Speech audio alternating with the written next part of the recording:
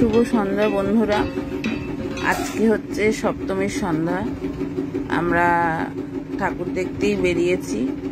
মুখটা নড়ছে কারণ একটু কিছু খাচ্ছি, খেতে খেতেই হাঁটাচলা করছি। হাঁটতে হাঁটতেই এই পাড়ার মধ্যেই ঠাকুর দেখবো করে বেরিয়েছি। এই আমাদের বাড়ির আশেপাশে পাড়া এবং আশেপাশে যে ঠাকুরগুলো আছে সেগুলি দেখার ইচ্ছা আছে। চলো তোমরাও আমাদের সাথে, দুই মেয়ের সঙ্গে করে নিয়ে বেরিয়েছি। এটা হচ্ছে আমাদের পাড়ারই একটা ক্লাবের ঠাকুর, যেখানে ঢুকলাম। এটা ক্লাবের ভিতরে দুর্গাপূজাও হয়, কালী পুজোও হয়। এখানে ঠাকুরটা ছোট এক হলো, এটা একটা খুবই সুন্দর এবং খুবই ভালোভাবে এই পুজোটা করে। এই ক্লাবের সব সদস্যরা মিলে তারা চাঁদা তুলে, এইটা তুলে তারপরে এই পুজোটা হয়। এখানে আমি ঠাকুর বরণ করতেও আসি। এখান থেকে ঠাকুর দেখা হয়ে গেল। এবার আমরা মেয়েরা মিলে বেরিয়েছি আর একটা ঠাকুরের প্যান্ডেলে ঢুকে এসেছি। চলো তোমরাও সেটাও দেখো। এই ঠাকুরটাও খুবই সুন্দর। এটাই আমাদের পাড়ারও আর এক ঠাকুর। বেশিক্ষণ বসলাম না, ওখান থেকে বেরিয়ে এসে তারপরে এই পাড়ার প্যান্ডেলে ঢুকছি। এটা পাশাপাশি, এই দুটো ঠাকুর একদম পাশাপাশি, যেটা বেশি দূর হাঁটতে হয় না। এটা এই পারে হচ্ছে তোমার ক্লাবের ঠাকুরটা রাস্তার, আর রাস্তার ওই পারে হচ্ছে তোমার এইটাও একটা ক্লাবের ঠাকুর, এই যে মাঠের ঠাকুর আর কি। এই মাঠের মধ্যে এটা প্যান্ডেল করে, তারপরে এখানে কালী পুজোও হয়। আর দেখো মাঠটা অনেক বড়। এখানে তোমার ছেলেরা ফুটবল খেলে, মেয়েরাও এখানে স্কুলে যত ব্যায়াম বলো, আসন বলো, এই মাঠটার মধ্যে করায়। এই মাঠের অপোজিটে একটা স্কুল আছে, মুখ্যদাস এই বয়েজ স্কুল, যে স্কুলটায় শুধু ছেলেরা পড়াশোনা করে। আর মর্নিংয়ে হয় তোমার সব ছেলে মেয়ে একসঙ্গে। মর্নিংয়ে একটা স্কুল আছে, আর 11-12 হচ্ছে ছেলে মেয়ে একসঙ্গে। এই ঠাকুরটা একদম তোমার খুবই সুন্দর করে করেছে। এই ঠাকুরটা সবই সাদা পোশাক পরা। তোমরা কতটা বুঝাতে পারছি জানি না, কিন্তু শকুন্তলা যে মার যে একটা শকুন্তলা রূপ, সেই শকুন্তলা রূপটা এই ঠাকুরের মধ্যে দিয়ে তুলে ধরেছে। ঠাকুরমশাই পুজো করছে। আগেরবারে যখন ঠাকুর দেখতে এই প্যান্ডেলে এসেছিলাম, এই সন্ধ্যা আরতি যে করছে সেই সন্ধ্যা আরতিটা দেখেছিলাম, এবারও সেটাই দেখছি। আমরা এখানে বসে পড়েছি ঠাকুর দেখতে এবং এই সন্ধ্যা আরতিটাও দেখে তারপরে এখান থেকে উঠব।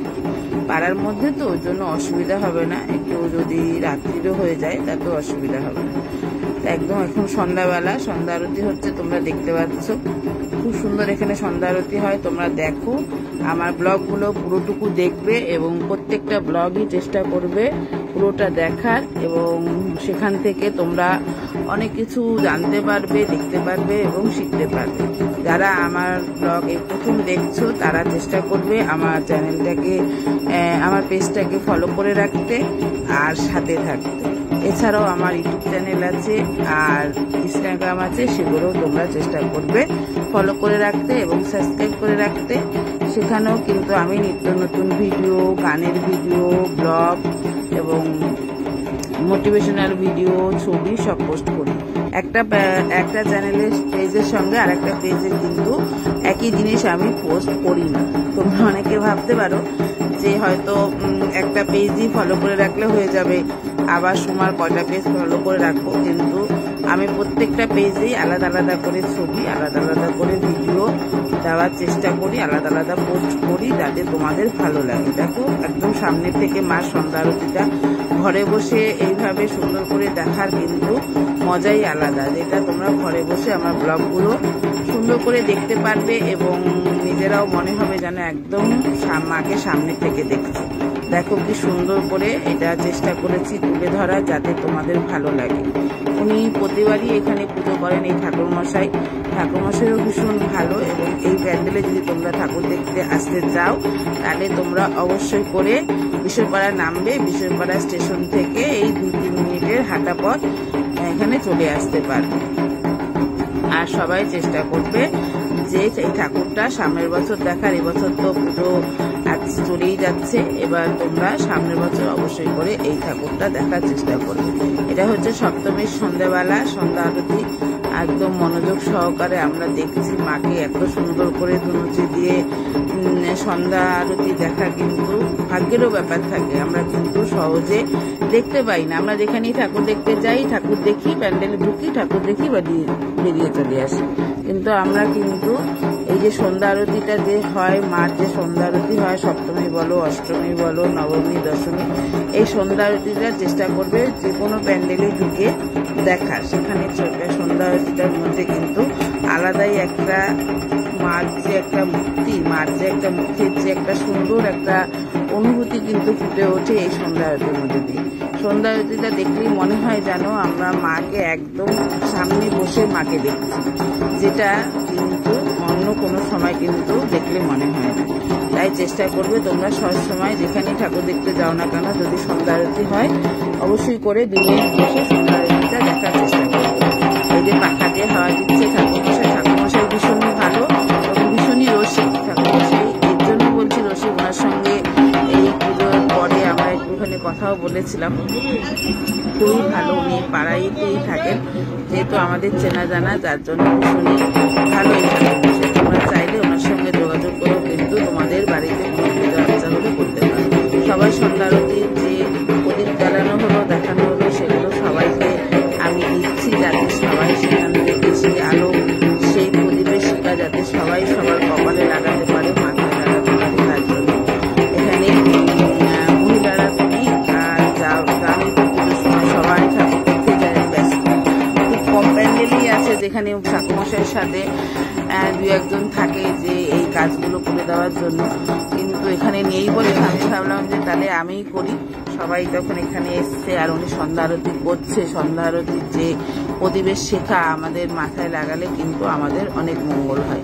তাই তোমরাও চেষ্টা করবে এই ধরনের সন্ধ্যা আরতি হলে সেখানে দাঁড়িয়ে গিয়ে সেই প্রদীপের শিখা মাথায় নেওয়ার।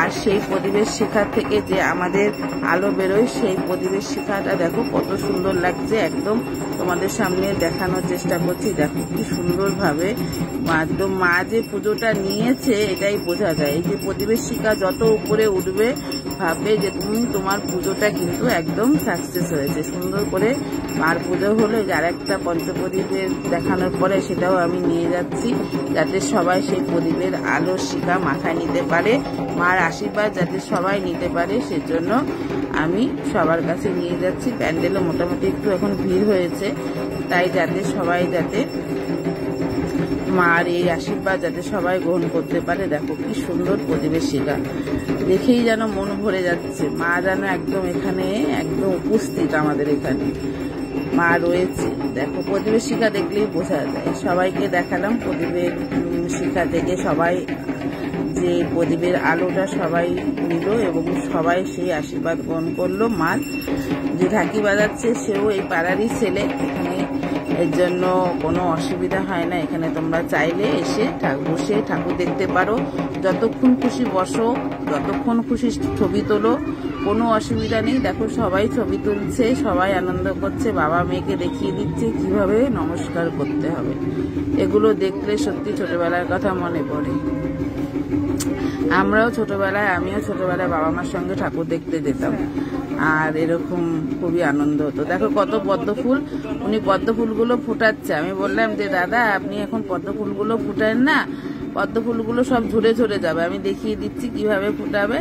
এগুলো এইভাবে দাদা ফুটিয়ে যাচ্ছে। ওরা এখন ফুটিয়ে রাখি, কালকে তো সকালবেলা অঞ্জলি দিতে সবাই আসবে। এবার তো জানো অষ্টমীর অঞ্জলি একদম ভোর রাত্রে 4টে 4:30 সময় অঞ্জলি। তাই মেয়েও ছবি তুলছে, আমিও ছবি তুলছি। আর সেই জন্য দাদা বলছে যে না ফুটিয়ে রাখি। এখানে শেষ করব সন্ধ্যা আরতি দেখিয়ে। সবাই ভালো থাকবে, সুস্থ থাকবে, সাথে থাকবে, পাশে থাকবে। পদ্ম ফুলগুলো দেখো। আজকের মতো টাটা, কালকে আবার দেখা হবে খুব তাড়াতাড়ি। বাই।